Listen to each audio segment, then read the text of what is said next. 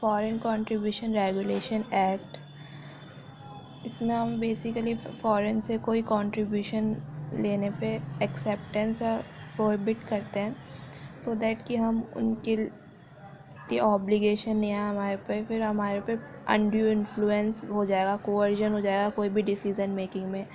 अगर हम कंट्री के अंदर कोई भी डिसीज़न लेते हैं तो हमें फॉरेन डायरेक्ट इन्वेस्टमेंट वगैरह को अलाउ, जैसे जियो ने सारी बाकी को लॉस में डाल दिया, तो अगर बाहर की बिज़नेस यहाँ पे आएंगे तो यहाँ के जो बिज़नेस को लॉस होगा। इसलिए फॉरेन कंट्रीब्यूशन के एक्सेप्टेंस पे तो जो भी गवर्नमेंटल पीपल होते हैं, मजिस्ट्रेट, जज, legislature, office bearer of political parties, क्योंकि पॉलिटिकल पार्टीज़ की हाथ में बहुत ज़्यादा डिसीज़न मेकिंग होती है कंट्रीज़ की। कोई भी कॉन्स्टिट्यूशन एक्ट बिल पास होता है, लोकसभा उसमें होता है, तो अगर वो लोग फिर फॉरेन के फेवर में डिसीजंस लेने लग जाएंगे, अगर वहाँ से वो लोग फंड लेंगे फॉर द पॉलिटिकल एजेंडा। इसलिए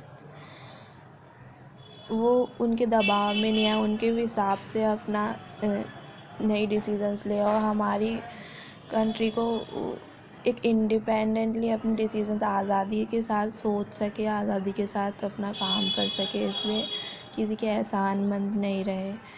इसलिए वहाँ से contribution, donation, delivery, transfer, article, currency, security, ये सब नहीं ले सकते। ये एक्ट में प्रोहिबिट किया एक्सेप्ट करने से। इसमें काफ़ी सारे लोगों के नाम आते हैं, कार्टूनिस्ट,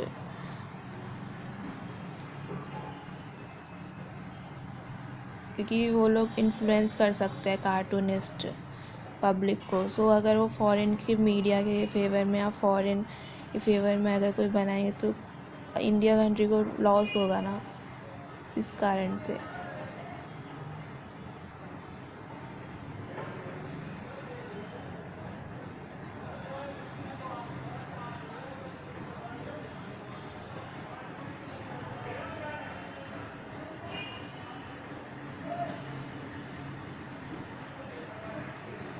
तो जो भी कार्टूनिस्ट होते हैं, जो भी लोग गवर्नमेंट सर्वेंट एम्प्लॉयज़ होते हैं, उनके हाथ में बहुत ज़्यादा कंट्रोल होता है गवर्नमेंट का, तो वो लोग बेसिकली कंट्री को रन कर रहे हैं एक तरीके से।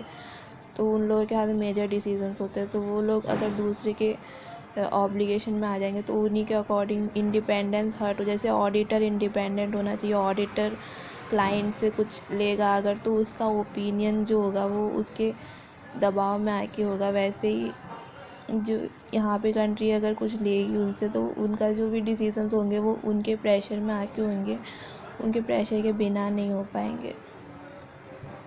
इसीलिए गवर्नमेंट ने FCRA में प्रोहिबिट और एक्सेप्ट करने से रोका है फॉरेन कंट्रीब्यूशन को।